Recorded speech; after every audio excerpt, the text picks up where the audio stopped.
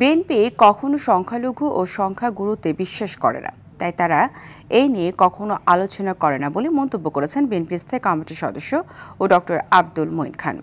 নরসিংদীর পলাশে বিভিন্ন মন্দির ঘুরে সনাতন ধর্মাবলম্বী মানুষের সঙ্গে মতবিনিময় কথা বলেন। তিনি আরও বলেন, সংখ্যালঘু বলতে কোনো শব্দ নাই, সবাই বাংলাদেশী নাগরিক। পৃথিবীতে যেমন পাপাচার অবিচার দূর করতে প্রতি বছর মা দুর্গার আগমন ঘটে, তেমনি অসুরের রূপেও কিছু মানুষ পৃথিবীতে আসে শুধু অন্যায় আর অবিচার করতে। সেখান থেকে শিক্ষা নিয়ে সকল অন্যায় অবিচারের বিরুদ্ধে নেতাকর্মীদের এগিয়ে আসার আহ্বান জানান ডক্টর আব্দুল মঈন খান। আমরা কোনো সংখ্যালঘু সংখ্যাগুরু এই কথায় আমাদের কোনো বিশ্বাস নেই। আমরা সেই কথা আলোচনা করি না।